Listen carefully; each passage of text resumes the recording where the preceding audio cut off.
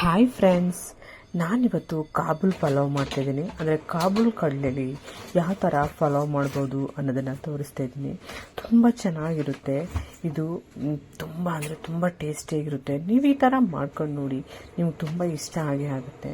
ನಾನಿವಾಗ ಅದಕ್ಕೆ spicy items ಹಾಕೊತಿದ್ದೀನಿ. ಚಕ್ಕೆ, ಮರಾಠ ಮೊಗ್ಗು, ಮತ್ತು ಲವಂಗ, ಗಸಗಸೆ ಮತ್ತು ಸೋಂಪುಕಾಳು ಎಲ್ಲಾನು ಹಾಕೊಂಡಿದ್ದೀನಿ. ಮತ್ತು ಒಂದು 3 ಟೊಮೊಟೊನ ಕಟ್ ಮಾಡಿ ಹಾಕೊಂಡಿದ್ದೀನಿ. ಮತ್ತು ಸ್ವಲ್ಪ ಬೆಳ್ಳುಳ್ಳಿ, ಸ್ವಲ್ಪ ಹಸಿಶುಂಠಿ, ಸ್ವಲ್ಪ ಕೊತ್ತಂಬರಿ ಸೊಪ್ಪನ್ನು ಹಾಕೊಂಡಿದ್ದೀನಿ. ನೋಡಿ, ಈಗ ಇಷ್ಟನ್ನೆಲ್ಲ ಹಾಕೊಂಡು ಚೆನ್ನಾಗಿ ನುಣ್ಣಗೆ ರುಬ್ಕೊಬರೋಣ.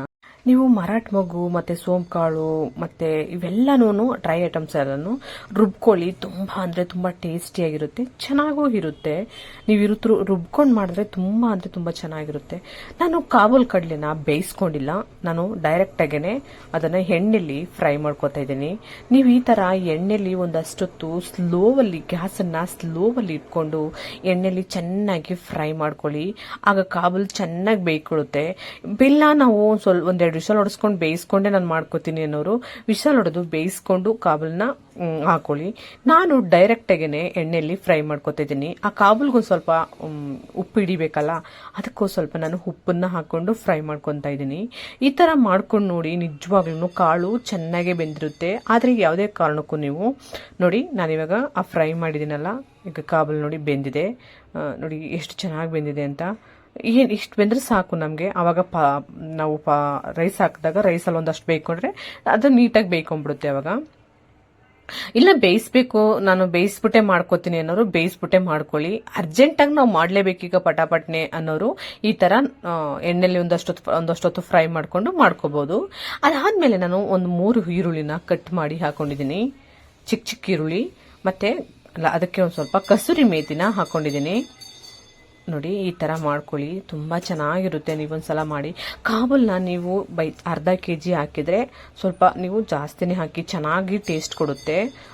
ಸ್ವಲ್ಪ ಅಕ್ಕಿ ಜಾಸ್ತಿ ಹಾಕಿದ್ದೀನಿ ಅನ್ನೋರು ಸ್ವಲ್ಪ ಜಾಸ್ತಿನೇ ಹಾಕಬೇಕಾಗುತ್ತೆ. ಪಲಾವ್ ಎಲೆ ಹಾಕಿದ್ದೀನಿ, ಮತ್ತು ಅದು ಸ್ವಲ್ಪ ಪುದೀನ ಸೊಪ್ಪು ಹಾಕ್ಕೊಂಡಿದ್ದೀನಿ. ಇಷ್ಟನ್ನು ಹಾಕ್ಕೊಂಡು ಚೆನ್ನಾಗಿ ಅದನ್ನೆಲ್ಲ ಬಾಡೋವರೆಗೂ ಸುಂಡಿಸ್ಕೊಳ್ಳೋಣ. ಅದಾದಮೇಲೆ ನಾನಿವಾಗ ಅದಕ್ಕೆ ನಾವು ರುಬ್ಬಿರೋ ಮಸಾಲನ್ನ ಹಾಕ್ಕೊಂಡು ಫ್ರೈ ಮಾಡ್ಕೊತಾ ಇದ್ದೀನಿ. ನೋಡಿ, ಈ ಥರ ರುಬ್ಬಿರೋ ಮಸಾಲನ ಫ್ರೈ ಮಾಡ್ಕೊಳ್ಳೋಣ. ಅದನ್ನ ಫ್ರೈ ಮಾಡಾದ್ಮೇಲೆ ಸ್ವಲ್ಪ ಅರಿಶಿನ ಪುಡಿನ ಹಾಕೋತಾ ಇದ್ದೀನಿ.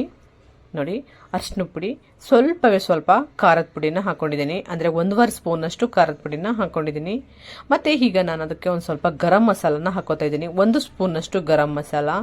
ಅದಕ್ಕೆ ನಾನು ಧನಿಯಾ 1.5 ಸ್ಪೂನು ಧನಿಯಾನ ಹಾಕೊಂಡಿದ್ದೀನಿ. ಇಷ್ಟನ್ನೆಲ್ಲ ಹಾಕೊಂಡು ಚೆನ್ನಾಗಿ ಫ್ರೈ ಮಾಡ್ಕೊಳ್ಳೋಣ. ಅದನ್ನ ನಾನು ನೆನೆಸ್ಕೊಂಡಿದ್ದೀನಿ. ಅಕ್ಕಿನ ನೆನೆಸ್ಕೊಳ್ಳಿ, ಬೇಗನೆ ರೈಸು ಆಗುತ್ತೆ. ನೆನೆಸ್ಕೊಂಡ ಅಕ್ಕಿನ ನಾನು ಇವಾಗ ಅದಕ್ಕೆ ಮಸಾಲ ಒಳಗಡೆ ಹಾಕೊಂಡು ಅದನ್ನ ಮಾಡ್ಕೊತಾ ಇದ್ದೀನಿ. ನೋಡಿ, ಈ ಥರ ಹಾಕೊಂಡು ಚೆನ್ನಾಗಿ ಅದಕ್ಕೆ ನೀರೆಲ್ಲನೂ ತೆಗೆದುಬಿಟ್ಟು ಹಾಕೊಂಡು ಈ ಥರ ಫ್ರೈ ಮಾಡ್ಕೊಳ್ಳಿ. ತುಂಬ ಅಂದರೆ ತುಂಬ ಚೆನ್ನಾಗೂ ಇರುತ್ತೆ. ಅದನ್ನೆಲ್ಲ ಮಿಕ್ಸ್ ಮಾಡಿಬಿಟ್ಟು ಸ್ವಲ್ಪ ಹೊತ್ತು ಹಾಗೇನೆ ಮಿಕ್ಸ್ ಮಾಡಿ ಗ್ಯಾಸನ್ನು ಆನಲ್ಲೇ ಫುಲ್ಲೇ ಇಟ್ಕೊಂಡು ಚೆನ್ನಾಗಿ ಅದನ್ನ ಫ್ರೈ ಮಾಡ್ಕೊಳ್ಳೋಣ. ಅದಾದ್ಮೇಲೆ ನಾವೀಗ ಬಿಸಿನೀರನ್ನ ಕಾಯಿಸಿ ನೀವು ಹಾಕೊಳ್ಳಿ. ಅದಾದ್ಮೇಲೆ ರುಚಿ ತಕ್ಕಷ್ಟು ಉಪ್ಪನ್ನ ಹಾಕೋತಾ ಇದ್ದೀನಿ. ಮತ್ತೆ ನಾನು ತುಪ್ಪ ಹಾಕೊಳ್ಳೋಣ. ನಿಮ್ಮ ಮನೆಯಲ್ಲಿ ತುಪ್ಪ ಇದ್ರೆ ತುಪ್ಪ ಹಾಕೊಳ್ಳಿ, ಬೆಣ್ಣೆ ಇದ್ರೆ ಬೆಣ್ಣೆನೇ ಹಾಕೊಳ್ಳಿ. ನಿಮ್ಗೆ ಏನು ಇದೆ ಅನ್ಸುತ್ತೋ ಅದನ್ನ ಹಾಕೋಬಹುದು. ಅದೆಲ್ಲ ಆದ್ಮೇಲೆ ನೋಡಿ, ಇವಾಗ ವಿಸೆಲ್ಲ ಹೋಗಿದೆ, ತೆಗ್ದಿನಿ. ಎಷ್ಟು ಚೆನ್ನಾಗಿ ಕಾಣಿಸ್ತಾ ಇದೆ ಅಂತ. ನಿಜವಾಗ್ಲೂ ಸೂಪರ್ ಆಗಿರುತ್ತೆ. ಈ ತರ ಮಾಡ್ಕೊಳ್ಳಿ, ತುಂಬಾನೇ ಈಸಿನುವೆ, ರಿಸ್ಕ್ ಏನಿಲ್ಲ. ತುಂಬ ಅಂದರೆ ತುಂಬ ಸುಲಭವಾಗಿರುತ್ತೆ. ನಿಮಗೆ ಇಷ್ಟ ಆಗುತ್ತೆ ಅನ್ಕೊಂತೀನಿ.